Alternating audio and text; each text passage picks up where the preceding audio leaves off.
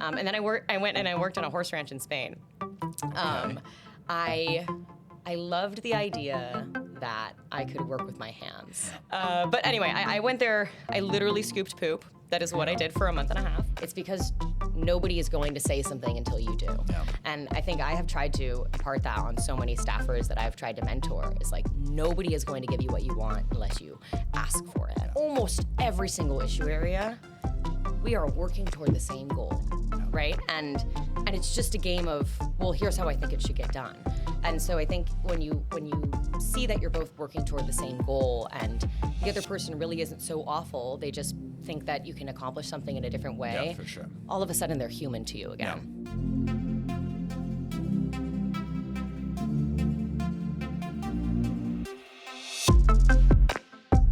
Hey everybody, welcome to another episode of Capital Spotlight. Today we are here with Brennan Adelaide, former Hills staffer, now over at Asana as public policy lead. So welcome in. Thank you. It's so good to see you guys. Yes, we're very glad to have you here. You're based out of San Francisco now, so welcome back to DC. Thank you. I can't believe it snowed for me. It's really nice of you guys. Yeah, it's never going away. It's going to be June and this will be here. So yay. Yeah. Oh, love it here, you guys. I totally miss it with my 90-degree days. Yeah. All right, so let's just start there. Like, how's San Francisco? What's that vibe like compared to DC?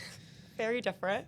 I think it has been interesting to be surrounded by a group of people that kind of value their time outside of work more than they do the work that they're doing every day. Yeah. That is a very big change. And I think for me, having gone, starting work every day at probably 7 a.m. and maybe stopping work around midnight, depending on the day, like now I get to work at like 9:30 and there's free breakfast and we all eat lunch together at noon.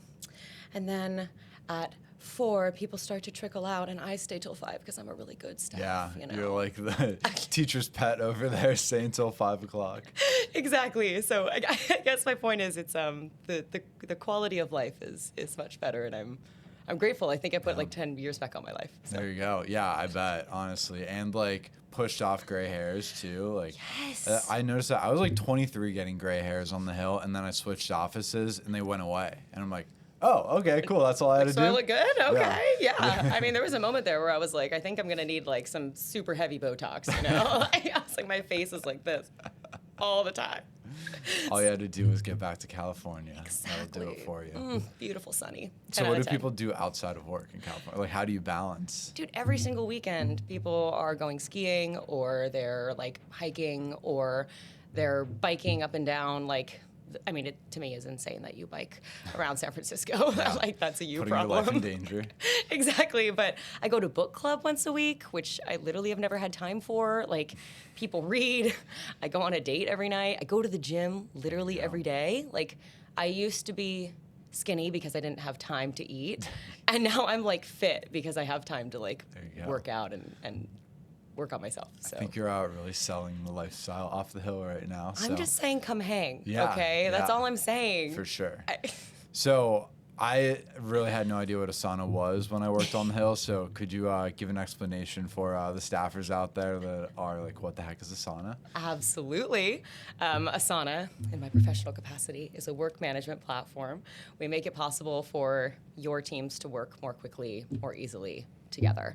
I think at its core, it's literally just task management. It's being able to say, hey, David, this is what you need to accomplish today. Let me know when you're done. And instead of having to tell me you're done, you can just press mark it complete. Yeah. Recently, we've been adding more agentic AI into it. It has been a machine learning platform, which is AI for 15 years, but people don't think about that as AI. For sure. So most recently, it's been, hey, how can we add something that is even more effective and useful? So AI teammates are what is in beta testing, but coming out quite soon to your average person. All right, looking forward to those are working alongside you. So. I know you got to give me like a sneak peek about the email task, but that's live now, right? I haven't got to use it yet, but I saw like the preview for it. I'm like, ooh, this is interesting. You better do it right now. Yeah, every single one of my emails forwards into my Asana, and then my AI teammate basically creates an impact summary, tells me whether or not I need to answer it, and drafts my answer. Jeez. Crazy. That's cool. All right. Yeah. I think that was like because when I was on the Hill, I was always someone who was like, can we use Slack? Can we use something to like kind of just get everything in order? and I had a boss who was very much like, no, I want everything in my inbox. Yeah. Which makes things really hard to just organize as a whole. Yeah. So maybe this is the sell to that like chief that's like, no, I want it in my inbox. Well, Asana can now be your inbox. I mean, Asana has an inbox, right? I know. I did think about that. I was trying to sell a team back when I was on the Hill on Asana, and I think this was like 6 years ago, and I realized that the institutional knowledge was very much so from like the elder generation, and there was no way that they were going to adopt a new platform. But I think the way that it's built now, I absolutely could teach somebody to use. And I've also been thinking about like, how could this help people? Because I always felt like I was very focused on helping people do better on the Hill. How can we work smarter, not harder? Sure. You know, everyone's so busy and stressed all the time. How can we improve that? And our founder, Dustin Moskovitz, he was the co-founder of Facebook. I think when he first started Asana, he was just trying to think of a way that people could work together, which is kind of similarly, right? You're combining people in Facebook, you're combining people within Asana. How are you guys talking to each other? So yes, now in a task, you can all talk, and that's forever kept. And I guess I'm going to finish this just by saying, like, I was talking to a staffer about Asana, and he was like, we never used it in the way that you guys are using it. Yeah, for sure. And I was like, the way that you could have institutional knowledge never go away. And so when you get a new legislative assistant who's covering tech, you have every single one of the tasks that they already did. You have the conversations about it. You have the reasoning why, or that they did or didn't do it, or the members that said no and why. And I feel like that is lost. Right? That's and huge. that's so much time and energy and knowledge that goes. And people leave, as you know, offices all the time. And the Hill doesn't really onboard. You know, you kind of just show up and you figure it out. Yeah. So I didn't work for a month in the private sector. Like, they were like, here's what we do. Here's a fun training session. Like, here's how to work with your teammates. Here's like 20 coffees with people that you might be working with. Like, people really, like, they develop and foster your skill set so that you do better. And I would really love if the Hill did that. Yeah, for sure. We are proud Asana users every single day. Yes. I really, like, my time on the Hill, I would just, like, write on a vote card, like, what my task list was that day and just cross it off. Girl. And I wonder how much stuff got missed, you know? Like, So much stuff, right? That's just ridiculous. That was, like, my way of keeping track of my life. And so, you know, I think, like, sometimes I'm probably the person that gets a little overboard with Asana, where it's like I start scheduling my personal life in there too. But, like, I don't know. Having a kid too is just, like, killed my memory. And so I'm like, if I don't write it down right now, I'm going to forget this ever existed. So shout out to Asana for that. Thank you. We do give, like, professional level accounts to all of our staff, and there has been quite a few complaints that people are using it to schedule their husbands. Like, you have to go mow the grass. And they're pretty pissed Recurring about it. every Saturday, yeah. Yeah, exactly. Hey, I think that's good for everybody, though. You know? I mean, in my opinion, absolutely, duh. Yeah. But I'm glad you find use. So, what could the Hill learn from Asana, San Francisco, like the tech culture, just in general? Yeah, I think we really need to learn to value our staff. I think that the amount of turnover that you have simply because people get burnt out is really sad. I think so many people come to the Capitol, including myself, including you, with this goal of being the change they wish to see in the world. That's what I've always wanted to do. Yeah. And I think once I got there, I was like, wow, not only is this harder just because, you know, you don't really realize how hard the government is to work in, but more importantly, it's hard because it's like taxing on you as a person. Yeah. And they're not fostering you, and you are replaceable. And I think at Asana or in the tech sphere, like, people don't really feel as replaceable. Yeah. They focus on your growth and your skill set because they want you to stay, right? They want you to literally never leave because then their institutional knowledge leaves. Yeah, for and sure. I think if the Hill could learn to want that, right? Rather than being like, well, we could just find another you tomorrow, right? Like that I mean, hurts somebody's mental health. But importantly, just for the American people, like, it takes away the ability for us to do good and to, like, work with each other. Every single time you have somebody leave to go make more money in the private sector, you've lost somebody who learned a lot while they were here. So sure. I think it's, how do we learn to foster people more? How do we help people grow in a way that they feel, like, confident in making their next step, but instead of the next step being the private sector, the next step being, oh, I'm going to go to the leadership office. Yeah, for sure. Yeah. What are some of the perks of working in a tech office? So like I mentioned, free breakfast. But we really do. We have a coffee shop downstairs. And every morning I walk in, I get my like oat milk matcha latte, and I put however much sugar I want in it. Then there's probably like a scone thing for breakfast, 2 options. And then you walk upstairs and you have like, well, I have every morning, either hard-boiled eggs with kimchi or like cold overnight oats with chia seeds and fruit and all these other things. And then, like I was saying, around lunch, then we all have free lunch again.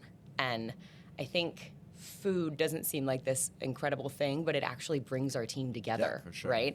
And the fact that we all sit around for an hour every day, and like, yes, sometimes we're talking about work, but we're also talking about each other and our lives, and it's built this community where people stay. I can't speak for every tech company, but people stay at Asana for like 4 to 6 years, maybe more, right? They feel comfortable and confident in their roles. And that, like I was saying, keeps the institutional knowledge, right? Sure. You don't have to train another team because they've appreciated you and respected you. The other one is a free gym, right? Yeah. Like work on your health, right? Helping you either freeze your eggs or have a kid, having ample maternity and paternity leave, like all of these things that I think we've been pushing for so hard from the government end, right? Of how can we require these things for the workforce? But if you're not in a 5-day-a-week, 9-hour-a-day, 8-hour-a-day job, you're not going to get those benefits. You're not going to get those things, and like to the detriment of America's children. Yeah, it's interesting how like on the Hill, there's fierce competition for jobs, right? And that's led to thinking people are replaceable. Whereas in San Francisco, a lot of times it seems like because like that talent pool is so important, those employers will do everything they can to hold on to those people, or else they're going to jump ship. And so it's kind of the opposite like way of embracing someone. Exactly. I wonder maybe people on the West Coast are a little less focus on like office politics and moving up so much, and that plays a difference in that too. I don't know. I can't speak for other companies, but I can definitely speak for the people that I've met at Asana so far. I haven't been there for too long, but I've been there long enough. And I think people have like a lot of confidence in the role that they have because they're well paid to be in the role that they have. Yeah. And so instead of saying, oh, I have to move up to management in order to make more money, it's like, no, I can make money where I am. And people will keep respecting me and be grateful for the work that I do because I'm valued in the work that I do. It's not that, oh, I became a manager and now I make more money. Yeah. It's, I was really good in my role. I made the best possible whatever of this role, and I can make up to a certain amount of money that reflects that. Cool. And you're thinking every year, how can you like improve that? So All right. it's different. It's just, it seems like a different universe. I do sometimes feel like I'm in the Twilight Zone. I'm like, am I okay? Like, I think coming back here, I was like, oh, wow. You know, I think I'm surrounded by a lot of people who smile like I do all the time again. Yeah, I think coming back here, people are very stressed. Yeah. I think it's funny, though, even in the DC, like Meta or Google offices, they adopt way more of the DC mindset of how an office is set up than like just because that's the people that are here. And it's just, I don't know if people here are ready for that kind of work style. But. I think they would freak out, honestly. I think it takes a minute. Why are you taking an hour lunch? What are you doing? No, the way my team had to force me to come eat lunch with them, they're like, no, it's lunchtime. I was like, well, yeah, and I'll go grab it and I'll sit at my desk. They're like, for what? Like, why would you do that? Like, come eat with us. I mean, to this day, one of my colleagues whom I adore, he knocks on my, like, if I'm in one of the private rooms, he'll knock on my, like, window and be like, please, it's time to eat. I'm like, okay. I've never in my life eaten, literally, once on Capitol Hill. So, wow. Besides, like, a jerky bar. Jeez. So here we are. I had a chief on the Hill, because I was in, especially the comms mindset of, like, go, like, get work done. I had a chief come out to me because I was eating at my desk like first week in a new job. He goes, "What are you doing?" I'm like, "Eating?" He's like, "You don't do that. Like, go in the back, go eat at the table, take a break, eat lunch. Like, just eat lunch. Don't work and eat." And I was like, "Oh, okay." That's nice. Yeah, it was a really nice thing of him to do. And I mean, it's and down to every individual chief. And like along the way, I had a few of those that. One of them was like, "Why are you emailing me at 7:00 at night?" Like, you're at home. Leave me alone. Oh my God, I wish. Yeah, I know, right?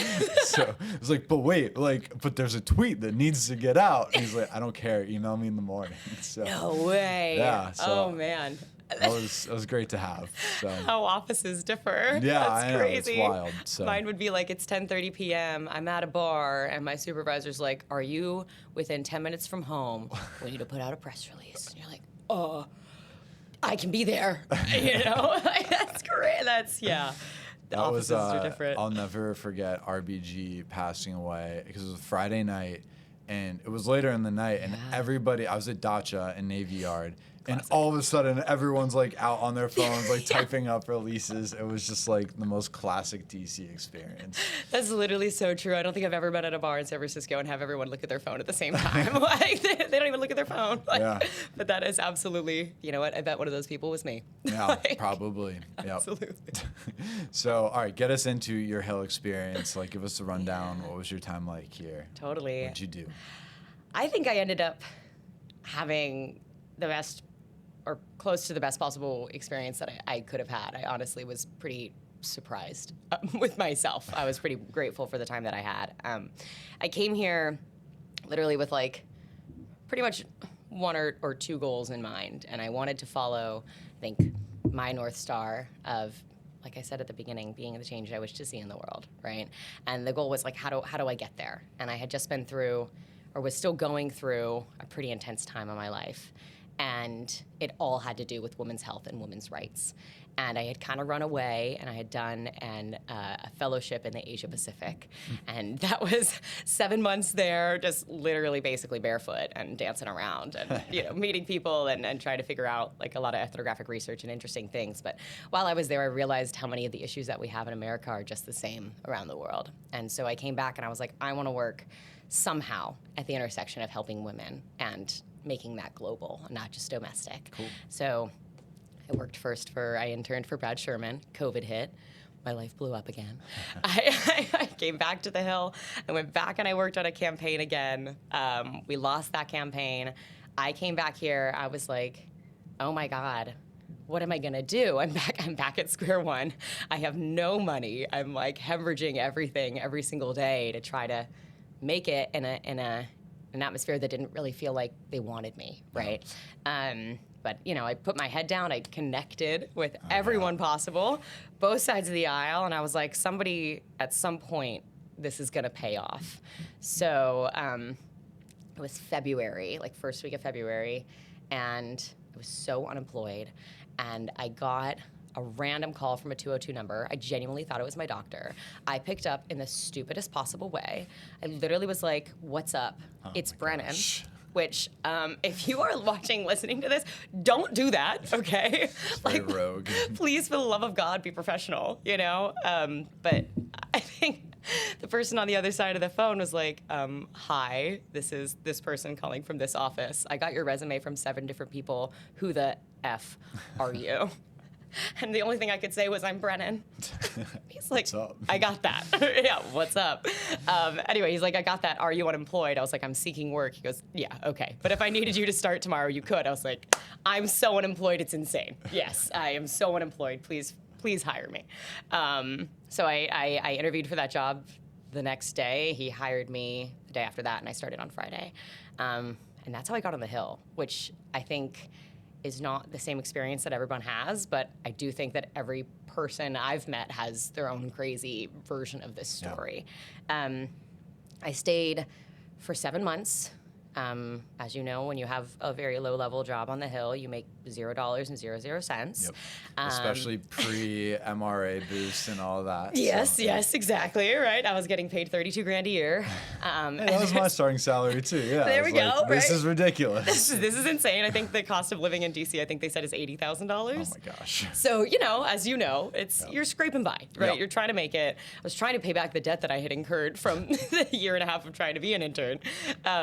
Anyways, from there, I got an opportunity in the House Foreign Affairs Committee that I'm not going to lie, I pushed for heavy, And they literally, that every single time that I interviewed with them or reached out to them, I was like, I want to be your digital director so bad. Like, you don't even know.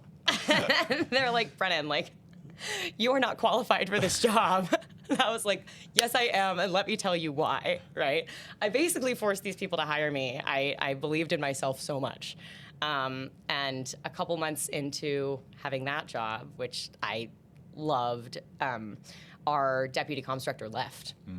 Left a gaping hole in our comms team. There's only 3 of us, which is pretty small on a committee comms team. So he left. So I started doing his job. And so I became both the digital director and the deputy comms director, basically, like without the title, without the pay. And Classic Hill. literally so classic, right? So classic. And it's not like they were going to do anything about it until I said it's got to stop, right? Which I didn't know because I was a pretty young staffer at the time. And so I did his job and my job for quite a few months. And we got to January, and I honestly, I had like a breakdown with my comms director. I was like, I am unwell, like you got to do something about this. We've interviewed 10 people for this role. I've tried to replace them. You've tried to replace them. Like, what's going on? Like, are we ever going to find our way out of this? Like, help. And he was like, we didn't have this conversation. I was like, okay, what? Like, why, right? He's like, call Sophia. And that was our chief of staff. So I called Sophia and I said, I'm overwhelmed and I need something different, and I either need more money or I want to be the deputy comms director and I want that title. And she was like, oh my God, I thought you loved your job. I was like, why would I not want to get paid more? Why would I not want to move up in the world? And she's like, oh, honestly, I never thought about it. She's like, good to know. I was like, okay, I guess it's great to know, right? And so literally the next day, also importantly, she said, you're not qualified for that role. I said, stop telling me I'm not qualified for things, right? Like I can do it and I've been doing it, and I think that you are happy with my performance. And if you are, then I want that job. And so the next day she called me and she's like, am I speaking to the deputy comms director for the House Foreign Affairs Committee? And I started crying. And she was like, please stop crying. And I started my job with my new title on Monday. And we hired someone on the digital team. And I stayed there for 4 years. Yeah. And that's how I got there. And I loved every minute of it. I think that's a long story, sorry. All right, no, it's perfect. And I think just like, obviously the recurring theme there is you advocated for yourself, and that's not something I feel like people feel empowered to do on the Hill, because it is this mindset of like, do what you're told, like this is how it's always been done, like, and people don't really give you those opportunities unless you ask for it, so you end up missing a lot of them. And exactly. So what would you recommend for the average staffer that feels the same thing inside but is keeping quiet? Yeah, I think honestly I had to just like talked a lot to a therapist, to be honest. And I was like, I'm doing a great job. Why am I not being recognized for this? And she pointed out to me exactly the problem, right? She was like, it's because nobody is going to say something until you do. Yeah. And I think I have tried to impart that on so many staffers that I've tried to mentor, is like, nobody is going to give you what you want unless you ask for it. Yeah. And now, don't ask for it when you know you haven't done a good job, right? But I knew I'd done a great job. Yeah. I knew I checked in with my team. I was like, how am I doing? Are you happy with my performance? How can I do better? And because I knew that I was doing well and that everyone was happy with my performance, I felt more comfortable and confident going and saying, hey, I want this. Yeah. So I would say to somebody who wants to move up, that you got to make sure, one, that you're doing the job that people want you to do, you're doing it well.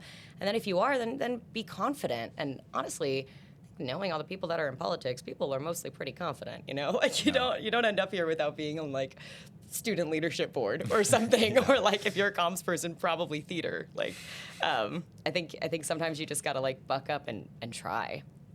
Yeah. On the other side of it, another thing I've always appreciated about you, and the reason why we know each other, is because you weren't afraid to hang out with people of the opposite party. Yeah. I think that's a really special quality of yours, but why has that been important to you? Like, how were you intentional about that? Yeah, well, I would never have met you if you didn't feel the same, right? Yeah. I think that's why you started Connect. I thought it was such a great idea. I've been such a, vying for you guys from the start, because I have found, and it is very evident, that things are so polarized. I was born in Oakland, California, very liberal. And about halfway through my life, we moved to San Luis Obispo, California, very conservative. Yeah. So it was this big flip-flop. But it also made me understand where people were coming from, All of a sudden, it's not that it was necessarily my values or my religion or anything, but I was volunteering at Christian events because I went to Catholic school or Catholic events, etc. And so I started to meet these people that I didn't necessarily see eye to eye with, but I saw them as humans. Yeah. And I think a lot of the time, because people are just growing up in these polarized spaces, maybe they're only growing up in Oakland and that's the only people that they know, or they're only growing up in San Luis Obispo and that's the only people they know. It's really hard to see outside of yourself, to see outside of the values that your family holds or the people around you hold. And so when I got here, I was like, well, why would I treat you differently if you felt differently than I did about something? Yeah. And I also found, and I think this is 100% true, is how are you supposed to get anything done if you're not friends with people on the other side of the aisle, right? I mean, you're not going to be successful with the things you want to get done for your side, and you're certainly not going to get anything done for the American people, right? Yeah. The only way that people pass things, unless there's a supermajority, is by having somebody on the other side of the aisle say yes. Yeah. And so I think people who choose not to build those relationships are very short-sighted, and they're not successful.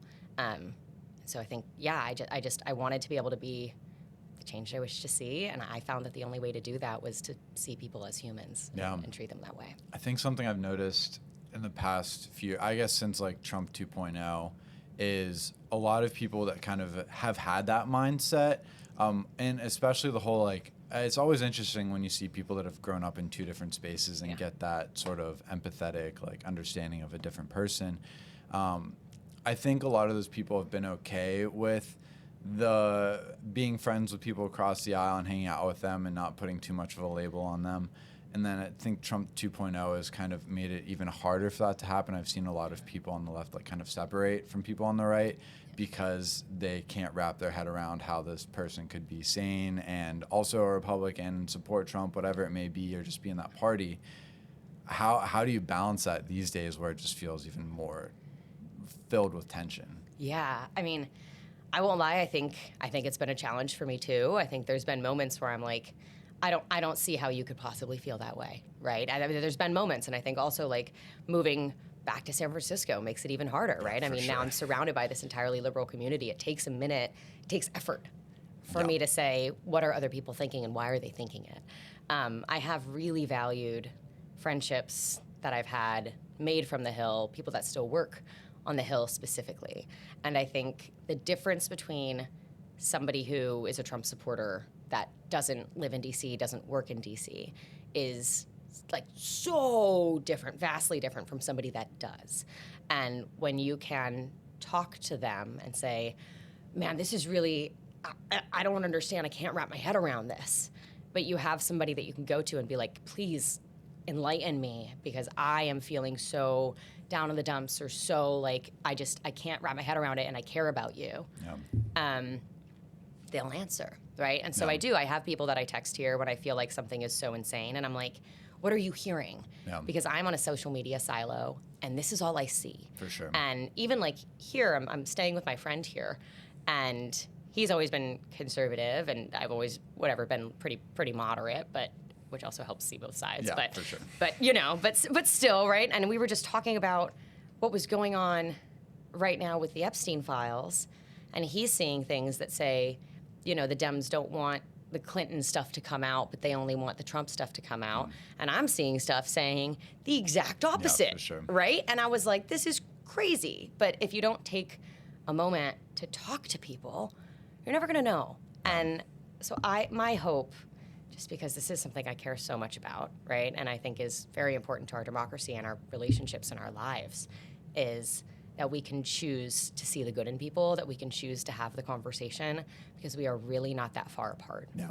for sure. Yeah. And I think with the Epstein files, too, it's if you're in there, let's just shame everybody, right? Let's just get rid of them. Yeah, seriously. Can we all agree on that one? But I think that we do, right? Yeah. But social media has people saying that you don't. It's so stupid. When you open up Twitter, X, the stuff that is said on there is just so far from reality. But that's what you see, and you get your head going. And it's And you're immediately making these judgment decisions Yeah. of somebody else. And that's what, like, I've noticed this a lot because I only use the following portion of X. Like, I won't go on the Explore and see, like, recommended. Yeah. The content is so different because I'm choosing who I hear from, who I trust in. Yeah. And then the other side is just, like, clown show, like anyone can say anything, but it's kind of like in your circle. Yeah. And the difference is just so wild. It is so stark, and it worries me so much, I think, within my own family, as much as I do care so much about bipartisanship, about seeing things from the other side. I think when people choose not to accept reality sometimes and choose to say, no, this is okay with me because anything is okay with me, that's when it becomes hard to have a conversation, right? I think when both sides, when you're having a conversation and you can say, well, I really hated that Biden did this, right? And then the other side can say, well, I really hated when Trump did this, right? And if you don't have that, then you're forever gonna be stuck in these media silos, convincing you of things about how awful the other people are, about how like they have no sense of life and they have no sense of decency. And it's like, well, I don't think that that's true if you actually talked to somebody. But there are people out there who literally just say, well, if it's my guy, it's true. And I would argue that those are all built or mostly built because of social media.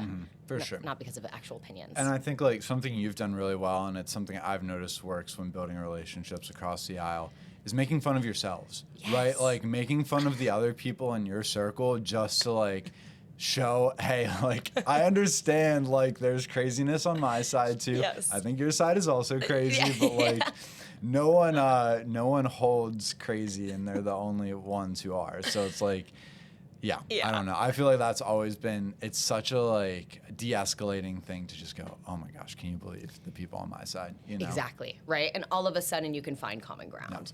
But if you can't admit that your side has faults, well, you're never going to find common ground, right? I also think, and I want to mention this because this is something that really surprised me and changed the way that I looked at what was going on, was that there are pretty much almost every single issue area, we are working toward the same goal, right? Yeah, like healthcare is too expensive. Healthcare is too expensive. How are we going to solve that, right? Or there's a homeless crisis. How are we going to solve that? The kids aren't eating. How are we going to solve that, right? And it's just a game of, well, here's how I think it should get done. And so I think when you see that you're both working toward the same goal and the other person really isn't so awful, they just think that you can accomplish something in a different way. Yeah, for sure. All of a sudden they're human to you again. That's going to be really important as we try to heal, I think. Yeah, and I think we just like attach people. If you're a Republican, you are attached to Trump, right? And then like when Biden's in charge, if you're a Democrat, you're attached to Biden. You have to answer to everything he's done and like what time he like did a closed lid on the White House that day, and like no one deserves to have to answer to everything that their party does. And also like I don't even know what the right word is, but we just like make politicians our savior and politics our savior, and it should not like be this big of a portion of our lives. No, I do agree with that. I think there's many ways that people are trying to use politics as the solution to everything. And I guess maybe sometimes this is a conservative position, right? But sometimes things really do need to be taken care of. Yeah, how dare I? But like things need to be taken care of on a smaller scale, right? There are so many instances where, at least like when I was in high school, we went and we served at the food bank, right? And we all got food together and we made sure people were fed, right? There's so many things that you can do on a smaller community level. For sure. And I'm not saying that the federal government shouldn't help.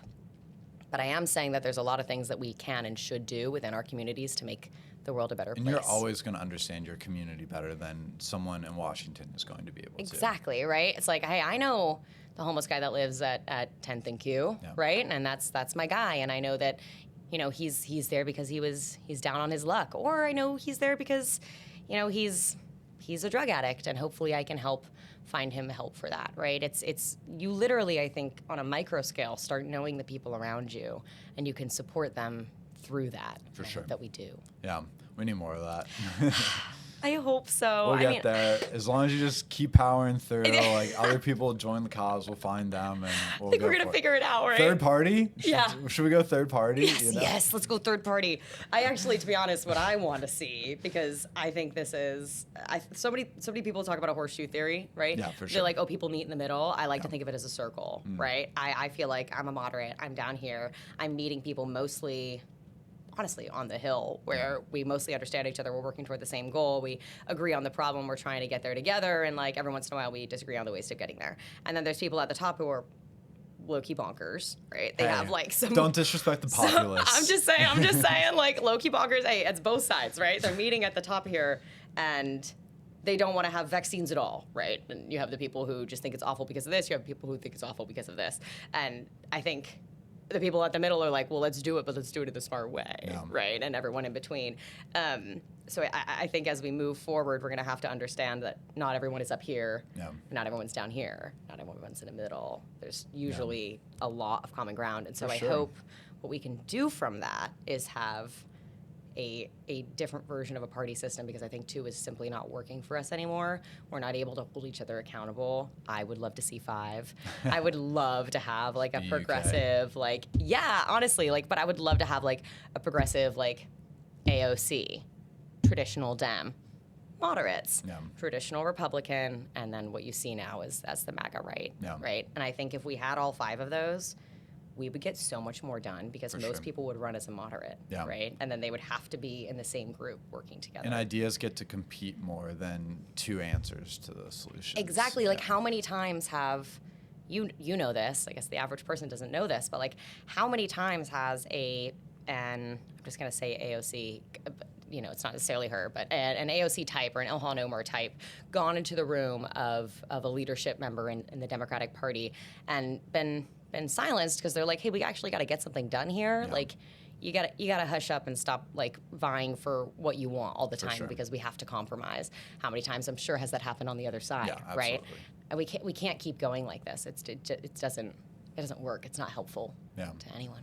What's really interesting is, I think the reason why me and my friend group oftentimes made a lot of friends on the left too is because we were more populist, and so we had a lot of these like ideas of, okay, we agree on the overlaying like issue.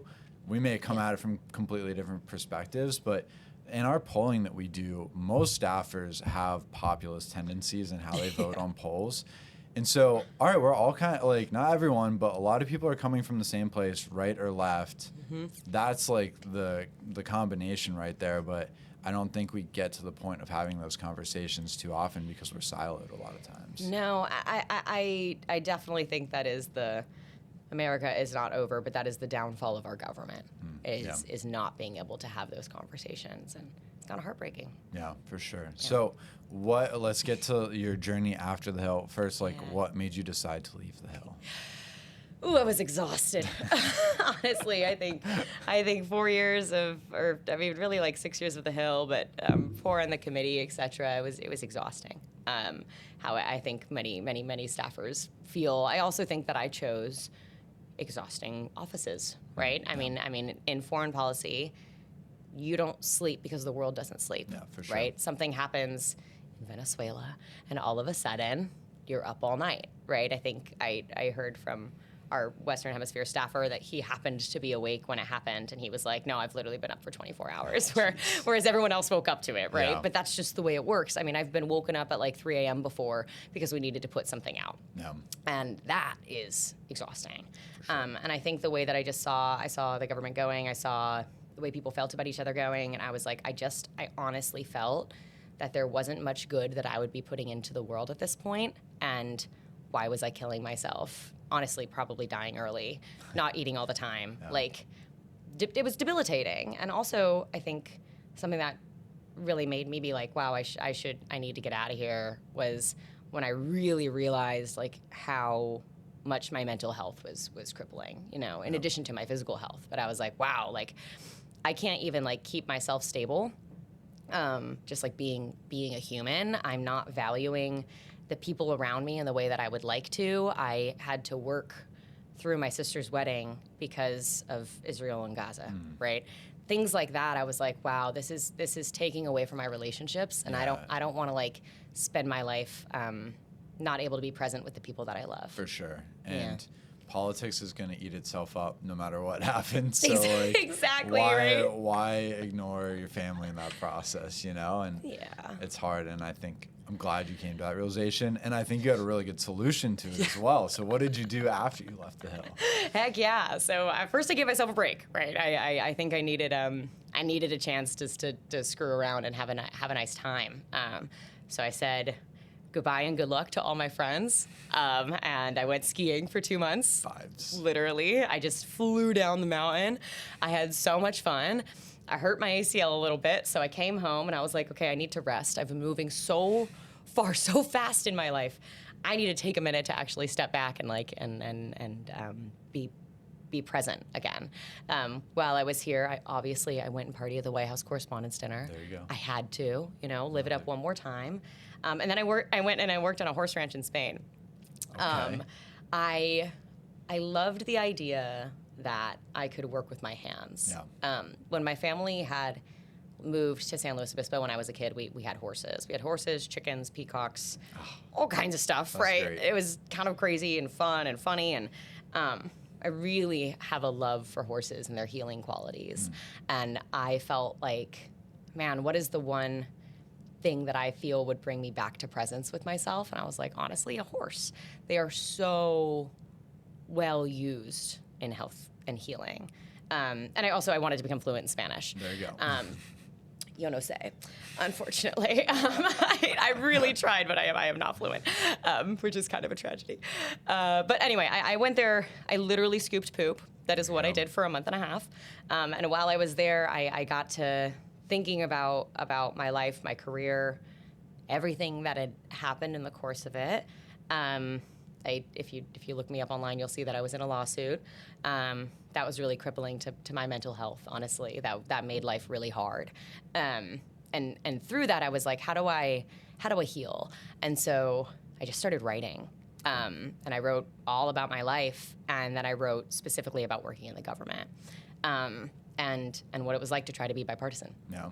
What it Very was cool. like, right, to try to stay a moderate here, and how I saw our institutions failing us, how I saw people failing us, right? How I saw these chiefs of staff, like, telling their staff things that they just simply shouldn't, right?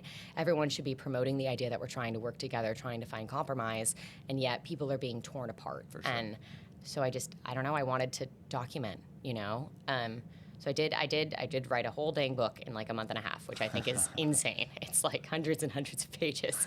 So it definitely needs to be edited. But once I got kind of around to workshopping it with people that actually have sold books, it was mentioned to me, this like a good family friend of mine who is published, and he was like, how much more interesting would the story be if you took what you had right now and you added what it was like to be on the other side, to try to work from the outside in. Yeah. He was like, I would want to know about it. For sure. And so it has not been put on pause because I'm going to stop, but it has been put on like pause because I'm waiting to figure out what I want to glean and tell the story of. Yeah, there's so much from more here. of the story, Yeah. That's like the first act. Exactly. And I guess I could write 2 books, but that's not for me. That's not in my life One path. and done. I mean, yeah, okay, yeah. I don't have that many interesting things to say, but I certainly have a story to tell that I think most staffers can tell, but don't necessarily take the time to. Oh, that's super cool. Yeah. Wow.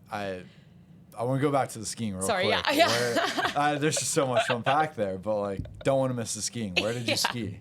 Oh man. Okay. So I went to Jackson Hole because my sister all lives right. there, and then I went to Colorado with a good friend of mine who used to work on the Hill, on the Republican side, go. had to.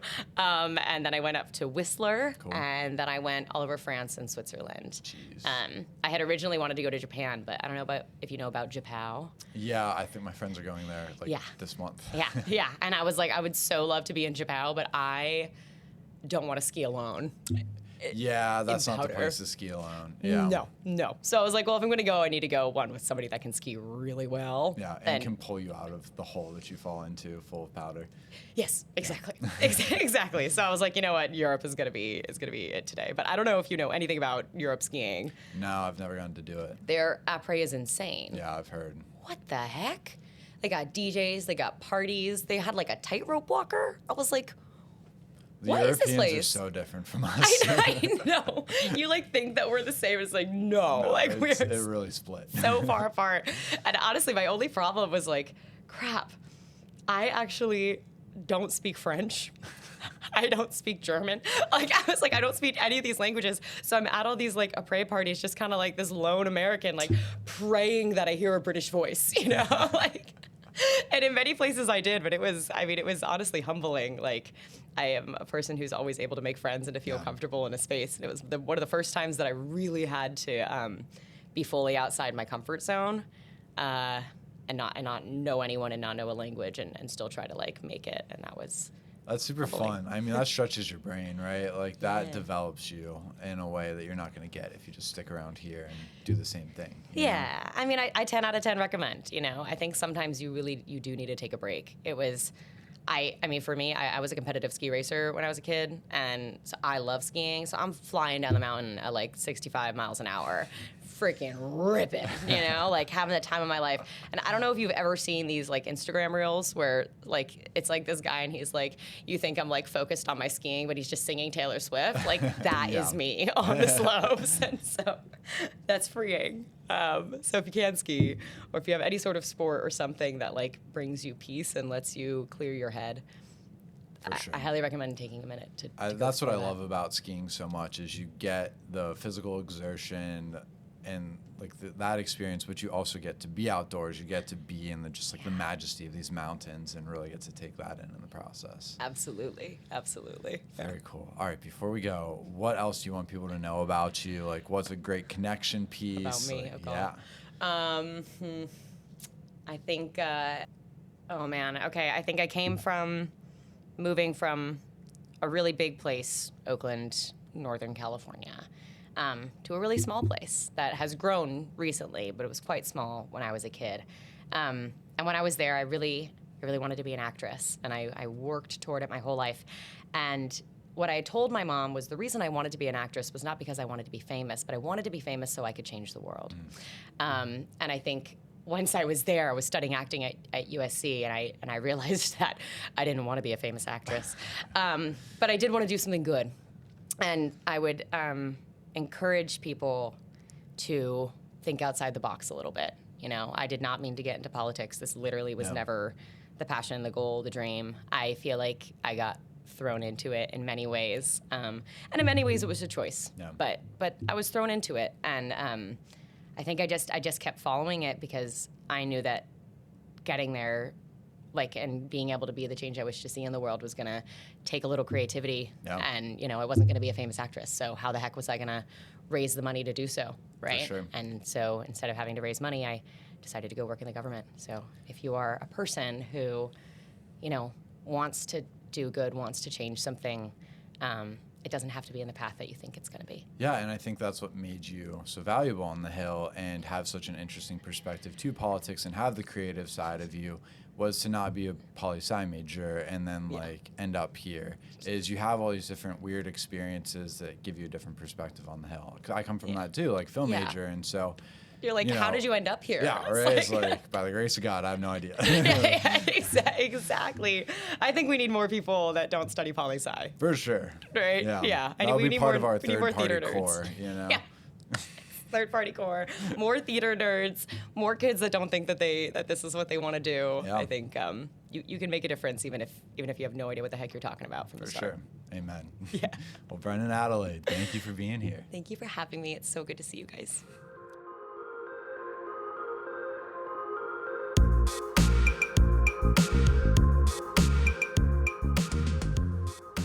Thank you for tuning into Capital Spotlight Podcast. If you enjoyed the show, be sure to subscribe to our channels to stay updated on new releases, share the show with your friends, and rate the show on Apple Podcasts and Spotify.